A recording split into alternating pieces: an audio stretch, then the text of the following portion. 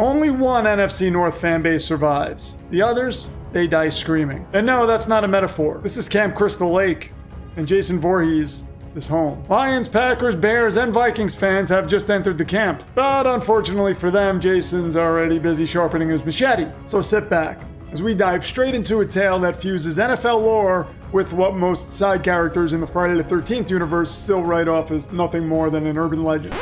Those people are idiots, by the way. So if you happen to cross paths with them on this journey, listen to them at your own peril. Now, do you have the stomach to see this through? I'm sure you Vikings fans watching do, since you've already endured things far worse than being hunted by a deranged deadite in a hockey mask.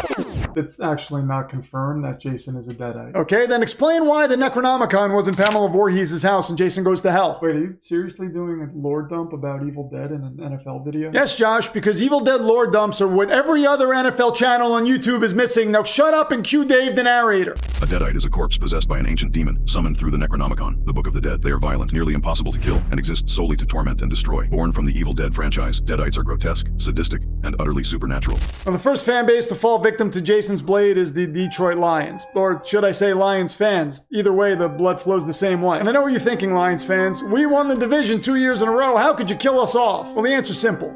Blame Packers fans. Because if you saw my NFL lore video about you, which I will link at the end of this episode, then you already know.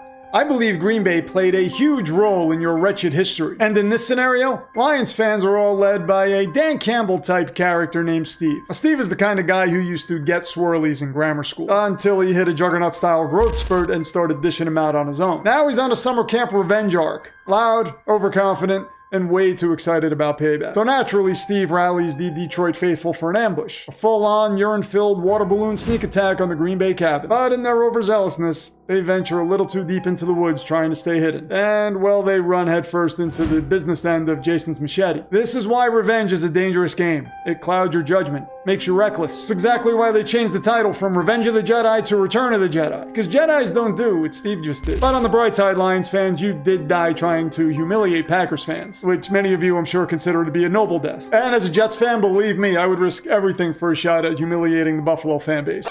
Did you know that in the first draft of the original script, the Jason character was named Josh? Of course I knew that, Josh, and thank God they changed it. Could you imagine being hunted down by someone named Josh Voorhees? It would have been better off naming him Archie Voorhees or Peyton Voorhees. What about Eli Voorhees? Now you see, that one could actually work. Picking up from that last scene, we now focus on the Green Bay Packers fan base. They're partying in their cabin, blasting music, wearing those ridiculous cheese triangle things that they like to wear on their heads, with absolutely no clue that Steve and the rest of the Detroit faithful just got turned into red mist about a stone's throw away. One song ends, another begins, and in that brief moment of silence in between, a strange sound cuts through the trees. One fan asks, "What was that?" Another shrugs. Sounded like an animal. A third, peering through the window, catches a small flash of Honolulu blue out in the dark forest. He half smirks, turns to the others and says, "Looks like it's a pack of lions, if you know what I mean." And of course, everyone does. That leads to more terrible dialogue. Those jerks think they could sneak up on us?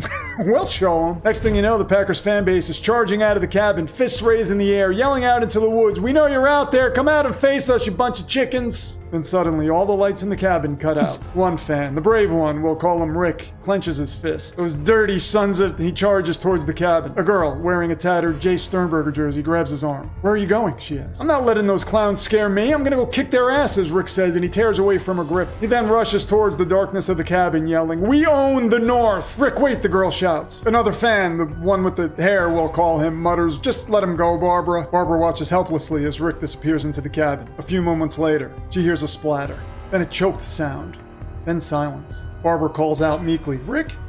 Everything okay?" The one with the hair tries to rationalize. Maybe Rick's in on the joke. Maybe he's been a Lions fan this whole time. Another fan scoffs, "That's impossible. Rick's got Brett Favre and Aaron Rodgers tattooed on each hip, and he was saving up to get Jordan Love inked on his lower back, until Love fell apart at the end of last season." They're all silent for a moment and stare at each other in the darkness. Collectively, they make a decision. Let's pair up and go back inside. And no matter what happens in there, don't act scared. Don't give them the satisfaction.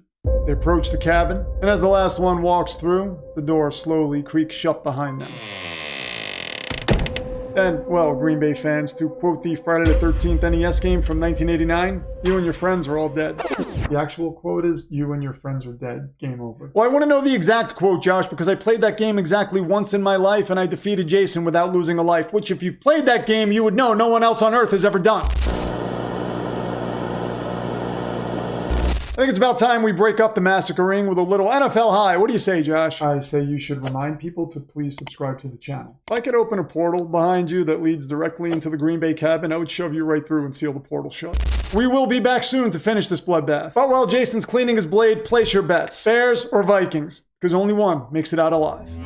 Okay, it's time once again for season record predictions, and today we'll start with the AFC East. Hey, Minnesota, do you think your fan base is going to be the one that survived Jason Voorhees in this episode, or will it be mine? Dude, the people watching this skit who didn't see the full episode on YouTube are going to have no clue what you're talking about. Okay, but if they're not watching the full episodes, then they're only hurting themselves. If I may continue, Chicago and Minnesota, and by the way, may the odds be ever in your favor. Let's start with the Miami Dolphins, who, from the looks of it, seem to have circled back to their old tank for Tua arc. Yeah, but only this time with Tua as their starter. That's a twist M. Night Shyamalan might think is a little forced. You think we can get him to write a scene where we get a first rounder for Tyreek? If you get him drunk enough, maybe. Okay, that's enough, Miami. Even though I do not have any hopes for you whatsoever, I still somehow have you squeaking out 6 wins. Honestly, it'd probably be better if we won none. Just start Zach Wilson at quarterback. He can get you there. Oh, wait, I forgot you played Buffalo twice. He always beats them. I hate how true that is. New York Jets, I see you're repeating the new head coach, new quarterback storyline again. Oh, we did try the sell your soul for an aging quarterback and his friend's storyline, and we all know how that went. You know, I was bullish on you the past 2 seasons, but right now I think I'm more in my prove it era. I've got you at 4 wins. Perfect. That just might be enough to ruin our chances of getting a quarterback in next year's draft if this whole Justin Fields thing doesn't work out. New England, you look like a team on the rise, but much like whether or not Robert Downey Jr. can actually work as Dr. Doom in the MCU, this hinges on a lot of factors. Quick question, do you think RDJ can actually pull off a Latvian accent? No, I think Marvel's gonna skip the accent entirely, which is probably wise. I've got you at 11 wins. On to Buffalo. I expect your season to be like the Hangover sequel. Same script, slight tweaks, less interesting each time. I've got you winning the division at 12 wins. I'll take that. And that does include you beating Kansas City in the regular season, but then losing to them in the playoffs. Again, somehow this path we're on feels worse than what happened to us in the 90s. 2 fan bases remain, the Chicago Bears and the Minnesota Vikings, and only one makes it out alive. Now, I do not believe these two would be commingling at a summer camp because they hate each other with a passion. If given the opportunity, they would probably feed each other to Jason out of spite. But when you're being hunted by a supernatural hockey mask wearing killer, even the most bitter rivalries can shift into temporary alliances. If the Chicago Bears were a horror movie character, they would be the one who waltzes right into the film annoyingly confident, the one you absolutely hate, until their story reveals that their entire upbringing was a total disaster. Their parents, aka upper management, a mess. One missed quarterback after another, including Mitch over Mahomes, and if the Caleb Ben Johnson thing does not work out, we are talking wellness checks galore. So even though their swagger is unearned, you can't help but feel something for this character. Sympathy. Maybe even pity. Because you know they're not truly confident. They're just coping and hoping to erase the past. Now, the Vikings character in a horror movie would be someone who's likable right away. There's this northern, don't you know, kind of charm about them. And on the surface, you wouldn't know it, but they have endured true heartbreak. And not just the kind that makes you angry. The kind that should shatter you. They have gotten so close to glory so many times. It probably should have broken them. But somehow, they still believe. Even though they know deep down it's foolish. And it's because of this, you're rooting for them to survive. But this is Camp Crystal Lake. And here, it doesn't matter what you want. Only what he wants matters. The hockey mask wearing psycho. And what he wants is blood. And so the story continues. The Bears fan base find the mangled remains of the Lions outside their cabin. A twisted little bit of torment planted by Jason. And around the same time, Vikings fans stumble across the Green Bay cabin and discover the horrors inside. A short time later, the two groups run into each other in the woods. Panicked. Out of breath.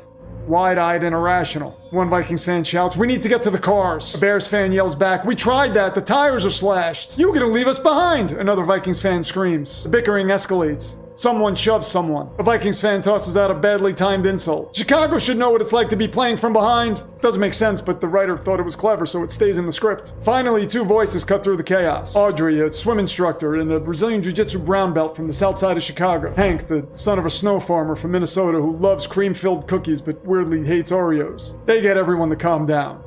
Reluctantly, everyone agrees to stick together. Then, a twig snaps. They look up, and in the clearing stands Jason Voorhees. Motionless. Massive. Fog of dead breath rises up from beneath his mask like smoke from a haunted chimney.